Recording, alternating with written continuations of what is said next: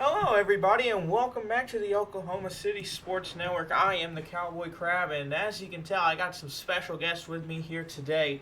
We got the franchise owner Parker in the building, and we got a brand new member joining us on the episode today. Hey, well, I'll allow him to introduce himself for you. Yep, so I'm the new DFO of Twisters football. Uh, Justin Fields GOAT in the cut. You already know what it is. It's a pleasure to have you on the show here, but of course, pleasure to have our franchise owner Parker here. We're gonna ask him a few questions about teams past, present, and plans for the future. We'll see how it goes. First, I'd like to start. All right, Parker. How's it been since founding this team as the Twisters? Like, how's this experience been for you? Wait, can you say the question again? Since founding this team in season 33, how has this experience as being a franchise owner been for you? Well, I mean, it's been amazing. We've had great head coaches besides the first season. Mahad took us to the playoffs, season 34. Bailey then he took us to the Victory Bowl, lost, and we went to the second round with them next season. And looking to get back to that Victory Bowl. I mean, it's been an amazing experience, winning culture. Indeed, as season 30 as opening season notorious in just the entire sports world, unless you're, with few exceptions, notorious your first season's never the greatest. But of course, season 34, first ever playoff appearance, didn't end the best. But season 35, so far the best season in franchise history, winning the conference championship game and going on to the Victory Bowl in Miami. Yeah. I mean, that was a undefeated season until the Victory Bowl, but it was an amazing season. Look to do it again. Some great games you had that season, such as the Red River rivalry matchup here against the Vikings, the conference championship game against the Jackrabbits. Just great classic games of season 35. But moving on to the present, opening matchup tonight for the Twisters. As you can tell, we got the blackout stadium getting preparations for tonight. What are you expecting out of this season 3017? I expect nothing less than what this whole franchise expects of Victory Bowl. I mean, we've been there before, so what's preventing us from going back? You know what I mean? As of We got a big trade that recently came out. BTD joining the Twisters, uh, recent Victory Bowl winner.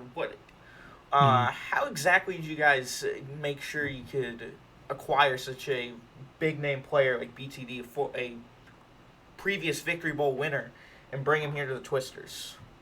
I mean, I don't make any of those decisions, but I know Bailey. He's a great head coach. He's he's got a lot of connections within the league, so he's going to be able to bring those big name players to this team. And speaking of Bailey, just quick question for me here. He's not starting at quarterback for this season, or at least for this week one matchup. Is there a specific reason why he is not going back to quarterback? No, I think he's just taking a break from quarterback this season, and we're bringing in Will, who was on the team last season, to QB. Brought in Reaver to go with him, Mm-hmm. and some other people, but yeah, I think it's ultimately just a break. I mean, it's Bailey. He's going to be back at QB. And of course, re-signing, I'd say the biggest non-quarterback player this team has had so far in Samuel. Yeah, I mean Samuel, he's amazing. I hope he's a Twister for the rest of his career. Him and Bailey. I'd like to see them create a dynasty here, and I think they have the potential to do that. Definitely, and you, you And guys. honestly, well, let me add to that also. It wouldn't feel right, like the Twisters winning a ring without Sammy or Bailey being on the roster. Indeed, and it's just exclusive little tidbits for us publicly announcing on here. So apparently, we got a potential new stadium in the works for the Twisters hmm coming soon. hmm We have a couple blueprint ideas in mind. There's going to be a $1 billion stadium coming to Oklahoma City. big things are coming. I can't say much on it yet, but big things are coming. I'll love to see that for the franchise, for the fans of the Twisters, and more importantly, the team probably hoping for a better place to play. And I mean, the stadium's pretty nice, but definitely you can have a lot better of a stadium. No offense though. Hmm. No, I know. That's what I wanted to kind of envision with this first stadium. I wanted to envision kind of like because Oklahoma City, it's known as Brick Town. A bunch of buildings are made out of bricks. I wanted to give it that type of exterior and build, and then kind of make it like a little bit of a smaller side stadium because the team coming to Oklahoma City. And then after like how much the franchise has grown, I think it's fit that we now move into a bigger like Superdome type stadium. Yeah, so you get the franchise started with with a smaller stadium, really get the team growing, and then by the time that they are a constant playoff contender, you get them into the big massive stadium that in real life Yep. costs would host like so much and bring lots of people to the city. But for the case of Roblox football, it just looks really nice. Hmm. Yeah. Yeah, and future wise plans for the Twisters. Obviously, expecting a victory ball out of this season, but is there any like matchups on the schedule that like you look at and you're saying that's must watch football right there, just early season prediction wise. Week 6, every single rivalry game between the Twisters and the Vikings. I mean, it's the Nara Red River rivalry. I mean, it's like can't miss football. Exactly, and season 35's by far been in the best of the Red River rivalry. Only officially had two of them, but season 35 just had just the fantastic game, and it was for the division title. And both teams, if I remember correctly, undefeated up to that point. Hmm. Yeah, it was game of the week also, Exactly, and it looked like we were gonna lose, but Victor Cruz got an interception down inside the 10-yard line, exactly. There was just so and much then riding on that game. yeah, yeah, and then season what? Yeah, season 36. Yeah, We blew them out in the like the actual matchup, and then played them in the playoffs, and they gave us a scare. Then they played us pretty well. yeah. The rematch, you play them back to back and they Mhm. had to go to a play-in game, and then you guys with a playoff pick'em style chose the winner of that matchup, and just so happened to be your rival in the Vikings. Vikings. Yep. I mean, every single season it's a matchup I always enjoy. And we've talked about the highs for the Twisters, but I want to kind of get into some of the not so great moments of the Twisters. Just kind of get your thoughts on it. The first season wise, like what were you kind of thinking? Were you just kind of hoping for a semi decent team with hopes of the future, or were you thinking like I'm not excited. I don't know what to think of this team in our opening season. I mean, first of all, I didn't want Kosh as my head coach, but it got forced upon me. But anyways, uh, the team was fine the first like 4 weeks or 5 weeks, and then like I don't know, Kosh just like was weird and like real like benched all of the players we had for his friends, which like I understand like if you want to play with your friends, but you're still in playoff contention, you know what I mean? Yeah, playoff And contention. then That's where it really matters. and then so I think they were like 3-4 at the time or something like that. So at least a And wild card contender at that point. y- well, no, this is after like he signed his friends. So then I joined with the old team that I used to play for, my second home, FFC. And then I went and played against the my own franchise and bumped them out of the playoffs. Mm. And then I fired Gosh right after. Wow. Well, certainly interesting timeline of events for the opening year for this franchise. Mhm. But then we got a playoff appearance with Mahad and then VB appearance with Bailey. Exactly. But last season's divisional round against the team you played in the conference championship, the Jackrabbits. I mean, going into that game, heavy favorites. If I remember correctly, the one seed had been knocked out. So if you guys had won, playoff would have to be going through Oklahoma City, and unfortunately unable to get the win. What's the process behind that game and the thought of we can host the conference championship here if we get this win tonight against the Johnson Yeah. Jackrabbits? I mean, it was a heartbreaking loss. It was a game we should have won, but we beat ourselves. And Jocelyn, Oklahoma City's becoming a nice little rivalry in the playoffs. I mean, it's always a close matchup and a unpredictable matchup. You know what I mean? Yeah, you had conference championship in Justin, and then they had the divisional matchup here in Oklahoma City. So the rubber match potential for this postseason. I mean, I would personally like to play them again, and I'd want to get a revenge for last season. Hopefully in the conference championship too. And just a little extra sting for them as you guys go on to your second victory bowl in franchise history, Mm. and sending the team that put you out of the running for it last season in the divisional round. Wait, what was the question? It was about the season 36 divisional game. Oh, I mean, which one was? That was the Jackrabbits one. Oh, the Jackrabbits one. I Yeah, mean, you yeah, no, answered it. yeah. Well, unless I gotta learn his name. One next to me that's not you. Hasn't spoken Oh, pretty much. that's Brian. Yeah. Brian, you got any questions for Parker? I mean, I feel like so. My only question would be, what's the motto going into next season, in your opinion? I mean, what the motto's always been. All right.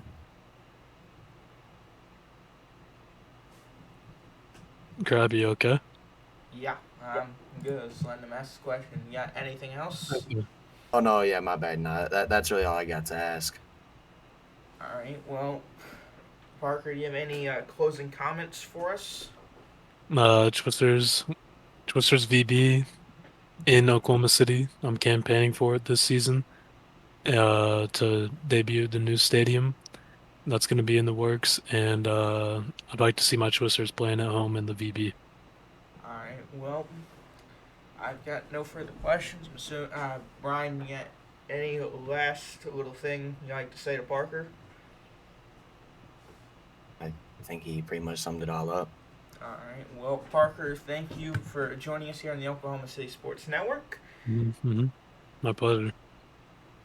And with that being said, me and Brian here, we will begin to the postseason recap and preview for our Week 1 matchup here tonight. So, of course, as previously stated, our postseason ended in the divisional matchup against the Johnson Jackrabbits.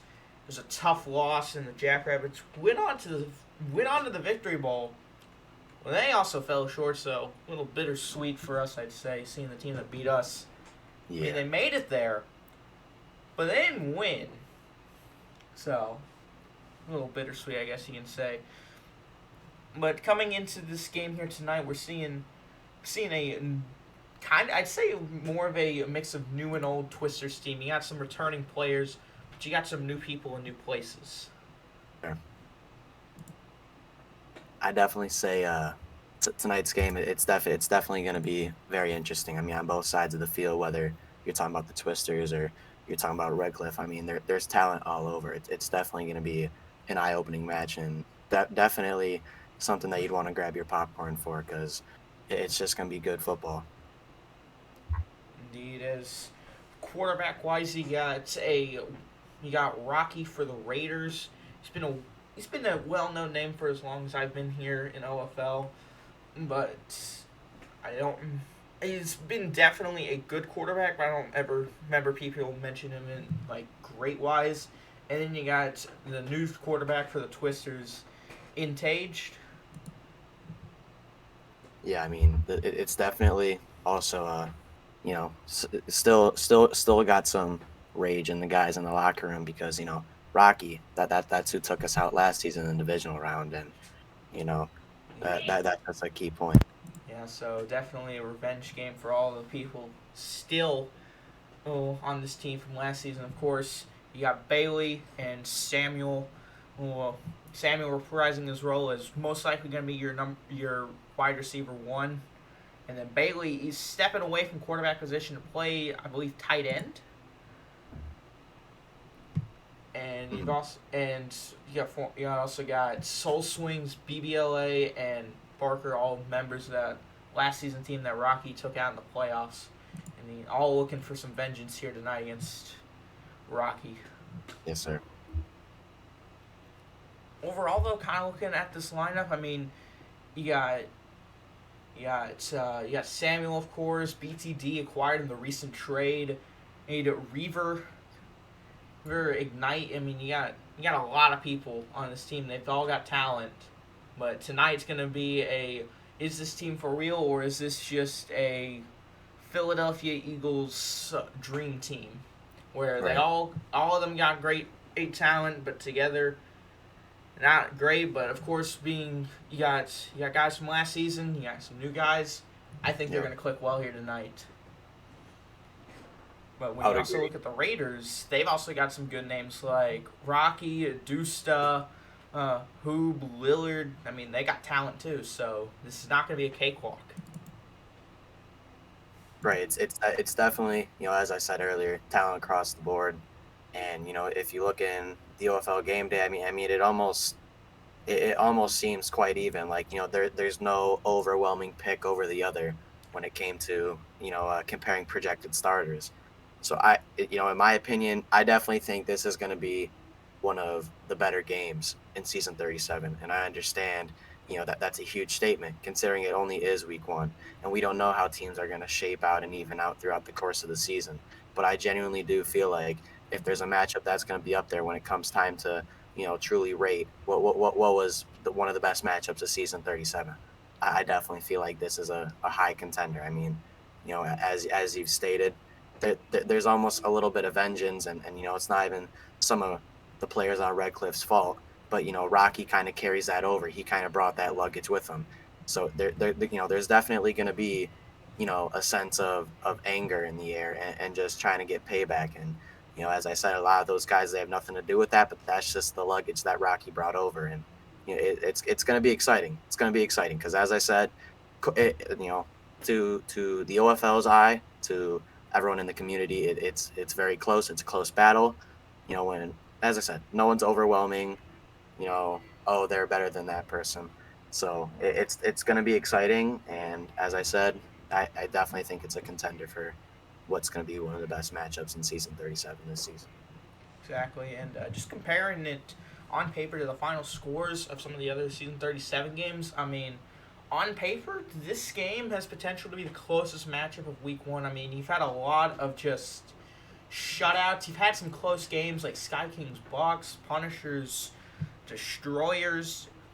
You've had those close game matchups. You had the Victory Bowl rematch and a forfeit, which I don't think anybody expected.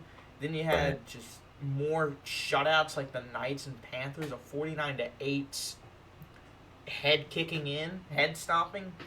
Right. Really the best way I can put it. So you've had some close games, you've had some absolute blowouts, and you've had teams die on the field.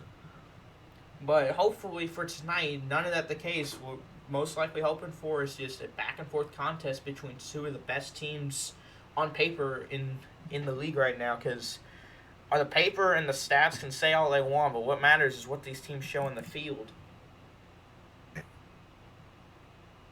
And also just the ratings that were recently put out. Both these teams actually making some form, showing up here in the top 5s. Receiver wise, Reaver, number 2 with a 95 rating. And when it comes team wise, Twister's 3rd and the Raiders 4th. So, I mean, the stats are telling us it's going to be a good game. Right. So all you can really hope for is that the stats are true, and this is going to be some of the best football we have seen. Best football we've seen at the start of season 37. Right, and I definitely as I keep saying, it's seriously a very, very highly competitive matchup. And just because we're coming in with that vengeance and we want that redemption. That doesn't mean that you can count this team out. And I'm not saying anybody is, but you just can't auto mark it down as, oh well. I mean, how could they not go in there and just smash them? That's not the case at all.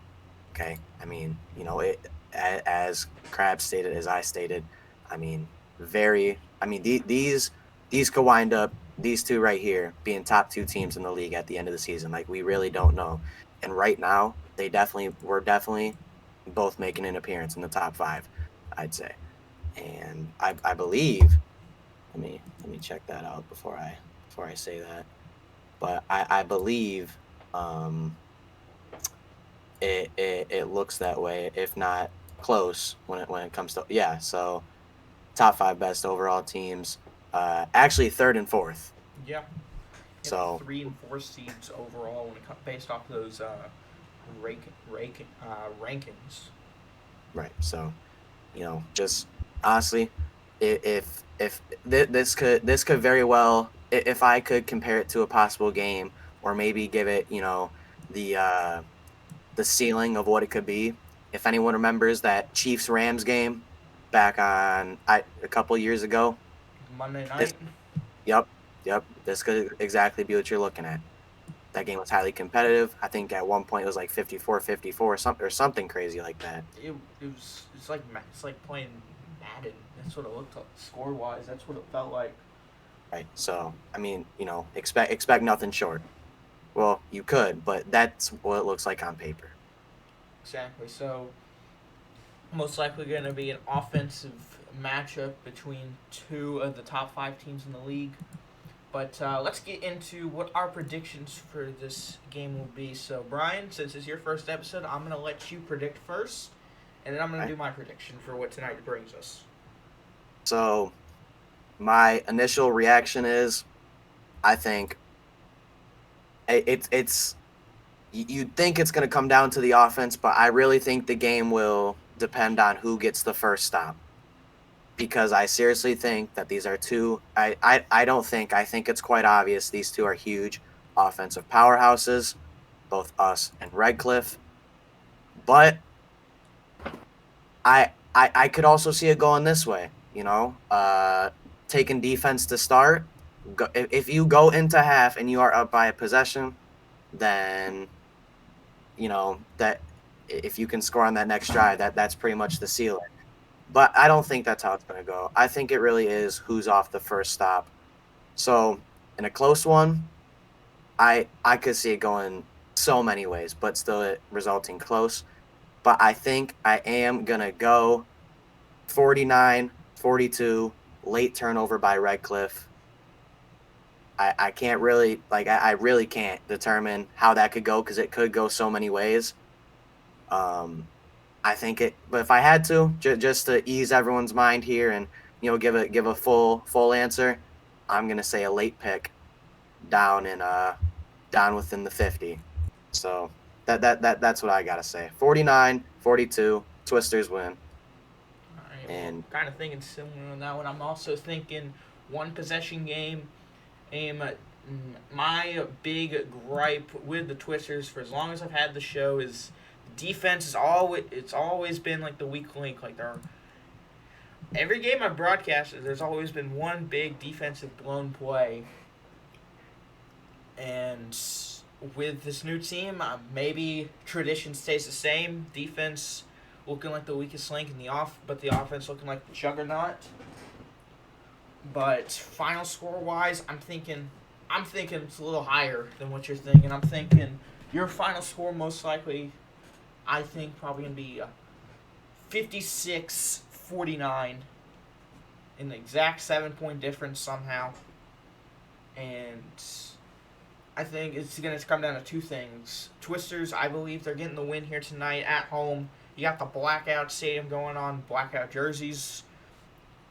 And they are either going to be doing two things. They are either going to be having that ball last, and they are going to be led down to the end zone. They're going to have to do that game-winning drive, or at least, they'd be tied at this point. So the game-winning drive, or they lead by 7, and the Raiders are going to have to try and do the game-winning drive, and the defense comes up with the stop to win it. But we both agree Twisters going 1-0 tonight with the win over the Raiders to start the season.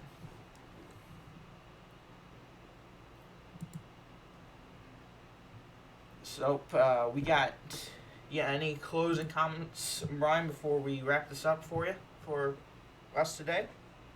All I'm saying is, don't sleep on them Twisters, All right. because you know what, there's no football without the fans, and there's no doubt in my mind that the Twisters got the best fans in real football. So just know that. All right, well, that is where we'll wrap it up here for you today, folks. Representing the Oklahoma City Sports Network, I am the Cowboy Crab. And this is Justin Fields Go. We brought you today. I'm not sure how to do this because it's a show.